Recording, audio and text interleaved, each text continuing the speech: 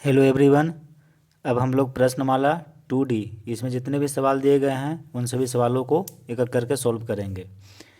तो इस एक्सरसाइज में जितने भी सवाल हैं उन सभी सवाल को सॉल्व करने से पहले जो इस एक्सरसाइज का बेसिक कॉन्सेप्ट है उसके बारे में हम लोग पढ़ेंगे। ठीक है। जैसे देखिए इसमें ज़्यादातर आपको भाग भाग जो संक्रिया होती है उसके बारे में आपको पढ़ना है। ठीक है। तो भाग में क्या क्या चीज़ आपको पढ़ना है, जैसे भाज्य ये क्या होता है, भागफल क्या होता है, भाजक क्या होता है, शेष क्या होता है, इसका क्या नियम है, क्या सूत्र होते हैं, ये सभी आगे हम आपको बेसिक कॉन्सेप्ट में पढ़ा देते हैं। ठीक है। तो अगर आपका बेसिक कॉन्सेप्ट क्लियर रहेगा तो फिर इसमें आपको जितने भी ये सवाल दिए गए हैं इन सभी सवाल को आप बहुत ही आसानी से सॉल्व कर लेंगे। तो आइए पहले हम लोग बेसिक कॉन्सेप्ट को पढ़ते हैं। यहाँ देखिए प्रश्नमाला 2D इसका जितना भी बेसिक कॉन्सेप्ट है वो हम यहाँ पे लिख लिए हैं। ठीक है। एक एक करके इन सभी कॉन्सेप्ट को हम आपको बताएंगे और समझाएंगे कि ये क्या लिखा हुआ है। ठीक है। तो सबसे पहले ये देखिए हम लोग को क्या पढ़ना है, भाग के बारे में पढ़ना है। भाग भाग को जो इसका संकेत होता है वो कुछ इस तरह से होता है। ठीक है। आप जानते भी होंगे कि किसका चिन्ह है, तो भाग का है। भाग में क्या क्या होता है से समझिए पहले। जैसे मान लीजिए कि अभी आप सीखे होंगे कि जैसे ये 10 है। ठीक है। और 10 में आपको दे दिया गया कि 3 से भाग दीजिए। तो आप इसको कैसे सॉल्व करेंगे, पहले आप इसको गुना करेंगे 3 से। तो 3 को 3 से जब हम गुना करेंगे तो 9 होगा। 9 को यहाँ पे आप लिखते हैं। फिर इसमें से इसको घटाया जाता है, तो 10 में से 9 घटा देंगे तो 1 बचेगा। ठीक है। अब ये जो संख्या है इससे ये छोटा हो गया, तो अब आगे भाग नहीं लगेगा, यानी कि भाग जो है ये कंप्लीट हो गया। इस तरह से आप बनाते हैं। तो इस प्रक्रिया में ये जो आप 10 देख रहे हैं ये क्या है, और ये जो 3 है ये क्या है, और इस 3 को क्या बोलते हैं, और यहाँ पे जो 1 आया इसको क्या बोलते हैं, पहले तो आपको ये समझना होगा। तो देखिए हम कुछ इस तरह से चिन्ह बना देते हैं ऐसे। ठीक है। भाग इस तरह से होता है। ये जो स्थान आप देख रहे हैं इस स्थान को क्या बोला जाता है, इसको बोला जाता है भाज्य। ठीक है। यहाँ पे जो भी संख्या रहेगा उसको क्या बोलेंगे, भाज्य बोलेंगे।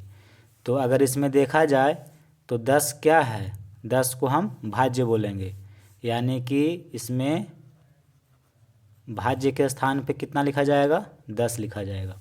ठीक है। ये जो आप स्थान देख रहे हैं इसको बोला जाता है भाजक। ठीक है। ये भाजक है। तो इसमें भाजक कितना हुआ, तो 3 हुआ। इस 3 को हम क्या बोलेंगे, भाजक बोलेंगे।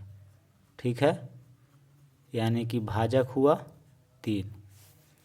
फिर देखिए ये जो स्थान देख रहे हैं इसको बोला जाता है भागफल। भागफल। ठीक है। तो इसमें देखिए 3 क्या हुआ, 3 ये भागफल हुआ।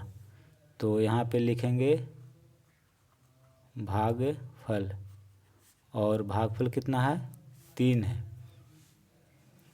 और यहाँ पे जो भी कुछ बचता है, जैसे देखिए 10 में से जब हम 9 घटाए थे तो 1 बचा था, यानी कि ये जो स्थान है इस स्थान को क्या बोला जाता है, शेष बोला जाता है। ठीक है। शेष बोलिए या शेषफल, शेषफल या शेष भी बोल सकते हैं। ठीक है।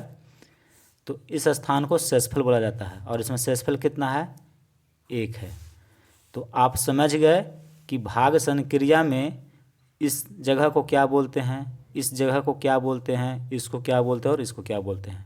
यानी कि ये स्थान भाज्य कहलाएगा, ये भाजक कहलाता है, ये भागफल कहलाता है, और ये शेष कहलाता है, शेष या शेषफल। ठीक है। अब आपको यहाँ पे कुछ सूत्र है जिसको पढ़ना होगा कि भाज्य बराबर क्या होता है, भाजक बराबर क्या होता है, भागफल बराबर क्या होता है, और शेषफल बराबर क्या होता है। भाज्य, भाजक, भागफल और शेषफल में संबंध होता है, उस संबंध के बारे में आपको पढ़ना है। जैसे यहाँ देखिए यहाँ पहला कॉन्सेप्ट है कि भाज्य भाज्य बराबर क्या होता है। तो भाज्य बराबर होता है भाजक गुना भागफल और प्लस शेष। जो आपका भाजक और भागफल है उसको आपस में गुना कर दीजिए और उसमें शेष को अगर आप जोड़ देते हैं तो भाज्य प्राप्त हो जाएगा। ठीक है, ये सूत्र हुआ। ये जो सूत्र है ये बहुत ही वीवीआई है। ये सूत्र आपको आगे हर क्लास में काम देगा। ठीक है, तो ये आपको याद करना है कि भाज्य बराबर भाजक गुना भागफल प्लस शेष होता है। ठीक है, इसको याद कर जाइएगा। अब देखिए ये सही है कि गलत है, हम यहाँ पे आपको प्रूफ करके बताते हैं। जैसे फॉर्मूला है कि भाज्य बराबर भाजक गुना भागफल और प्लस शेष होता है। ठीक है, इसको आपको पढ़ना होगा। अब ये सही है कि गलत है, इससे हम प्रूफ करके आपको बताते हैं। देखिए भाज्य के स्थान पे कितना है, 10 है, तो यहाँ लिखेंगे 10। भाजक कितना है, तो भाजक है 3, तो यहाँ 3 लिखेंगे, गुना भागफल भागफल कितना है, 3 है, तो यहाँ 3 लिखेंगे, प्लस शेष शेष कितना है, 1 है, तो यहाँ 1 लिखेंगे। और दोनों तरफ बराबर आता है कि नहीं शेष चेक करेंगे। देखिए 3 तिया 9 और प्लस 1, तो 9 में अगर 1 हम जोड़ देंगे तो कितना हो जाएगा, 10 हो जाएगा। तो देखिए इधर भी 10 था, इधर भी 10 था, यानी कि भाज्य बराबर भाजक गुना भागफल प्लस शेष होता है। अगर आप इसको और इसको गुना करके और शेष को जोड़ देंगे तो ये वाला प्राप्त हो जाता है। ठीक है, तो ये सूत्र बहुत ही वीवीआई है, इसको आपको याद करना होगा। अगर आपको इन चारों में से 3 का मान दिया हुआ है तो चौथा बहुत ही आसानी से निकाल लेंगे। ठीक है, मान लीजिए कि आपको भाजक भागफल और शेष दिया हुआ है और कहेगा कि भाज्य निकालिए, तो आप इस फार्मूला का प्रयोग करके भाज्य आप बहुत ही आसानी से निकाल लेंगे। ठीक है, अब मान लीजिए कि आपको सवाल में भाज्य का मान दिया हुआ है, शेषफल दिया हुआ है और भागफल दिया हुआ है, कहेगा कि भाजक निकालिए, तो भाजक निकालिएगा।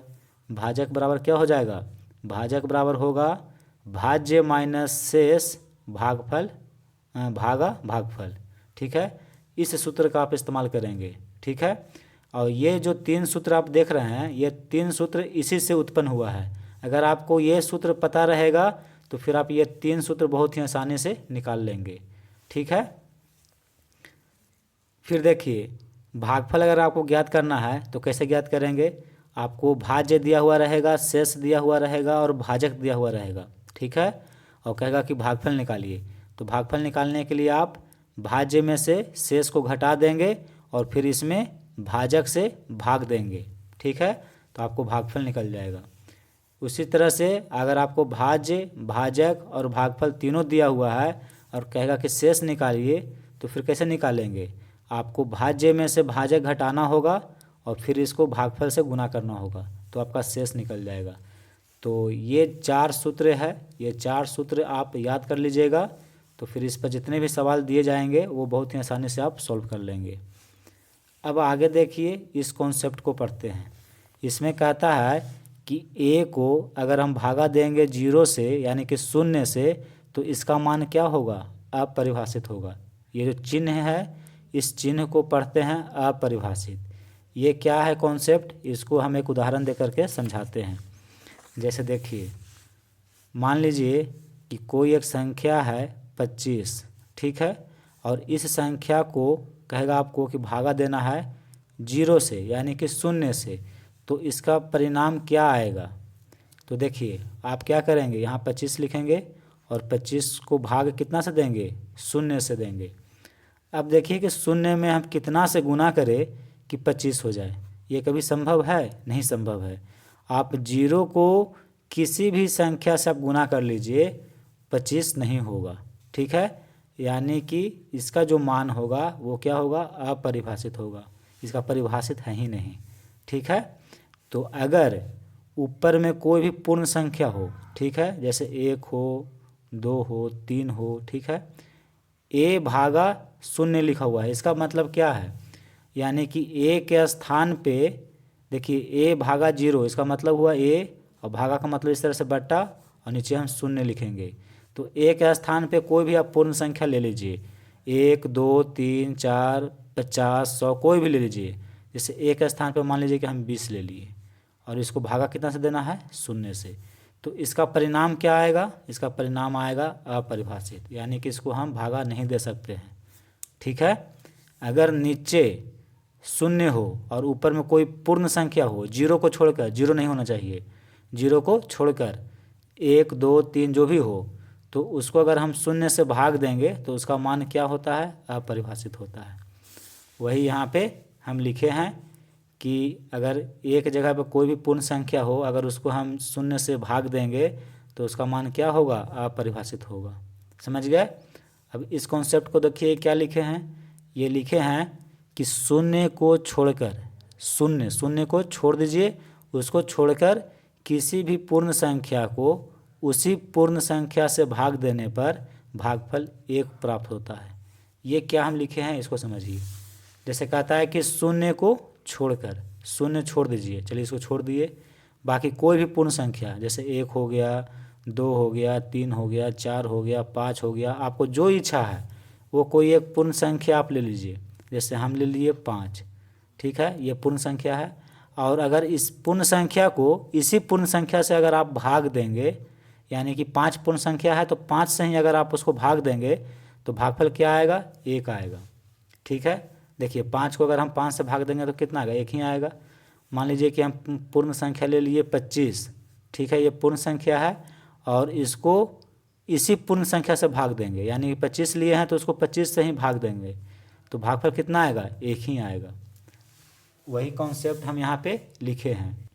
अब आगे देखिए, ये है कॉन्सेप्ट, कहता है कि किसी पूर्ण संख्या को, कोई भी पूर्ण संख्या हो, अगर 1 से भाग देने पर भागफल वही संख्या प्राप्त होती है। मतलब इसी का उल्टा ये बोल रहा है। मान लीजिए कि कोई पूर्ण संख्या ले लिए, जैसे हम 25 एक पूर्ण संख्या ले लिए, अब इस संख्या को अगर हम 1 से भाग देंगे तो भागफल कितना आएगा, 25 ही आएगा। वो जो संख्या है वो खुद ही आ जाएगा। ठीक है। कोई भी संख्या हो पूर्ण संख्या, जैसे 300 है, ये पूर्ण संख्या है और इसको हम 1 से भाग देंगे तो भागफल कितना आएगा, 300 आएगा। आप विश्वास नहीं है तो इसको भाग दे करके देख लीजिए। 300 को अगर हम 1 से भाग देंगे तो भागफल कितना आएगा, देखिए 1 को 3 से गुना करेंगे तो 3, ये कट गया और 2 शून्य है तो 2 शून्य को यहाँ पे हम बैठा देंगे तो भागफल 300 आया। तो ये सब कॉन्सेप्ट है, ये सब कॉन्सेप्ट आपको पढ़ना होगा कि कोई भी पूर्ण संख्या है उसको अगर हम 1 से भाग देंगे तो वही पूर्ण संख्या प्राप्त होगी। ठीक है। फिर कहता है कि किसी भी पूर्ण संख्या को अगर उसी पूर्ण संख्या से भाग दे रहे हैं तो 1 प्राप्त होता है। ये 2 कॉन्सेप्ट है। फिर देखिए यहाँ पे कह रहा है कि 0 को किसी पूर्ण संख्या से भाग करने पर भागफल 0 होता है। ठीक है। 0 को यानी कि 0 को किसी भी पूर्ण संख्या से आप उसको भाग दे दीजिए, तो पूर्ण संख्या में तो 0 भी होता है, तो यहाँ लिखे हैं कि 0 से अलग, यानी कि 0 को छोड़ करके बाकी कोई भी पूर्ण संख्या से अगर आप 0 को भाग देते हैं तो भागफल हमेशा 0 होता है। इसको भी समझ लीजिए।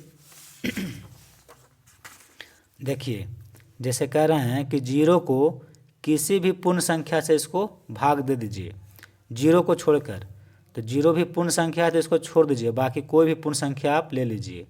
तो ये सब क्या है, ये सब पूर्ण संख्या है। तो कोई भी पूर्ण संख्या ले लीजिए, 1 ले लीजिए, 2 ले लीजिए, 3 लीजिए, 4 लीजिए, 5 लीजिए। चलिए हम 5 लेते हैं, तो 0 को अगर हम 5 से इसको भाग देंगे तो भागफल कितना आएगा, 0 आएगा। यानी कि 0 एक ऐसा पूर्ण संख्या है जिसको किसी भी पूर्ण संख्या से अगर हम इसको भाग देंगे 0 को छोड़ करके तो इसका हमेशा भागफल 0 ही आएगा। अब 0 है, इसको हम 500 से भाग देंगे तो भागफल कितना आएगा, 0 आएगा। अब कहिएगा कि कैसे आएगा, तो ये भी बताते हैं। देखिए 0 है और इसको हम 500 से क्या कर रहे हैं, भाग देना है।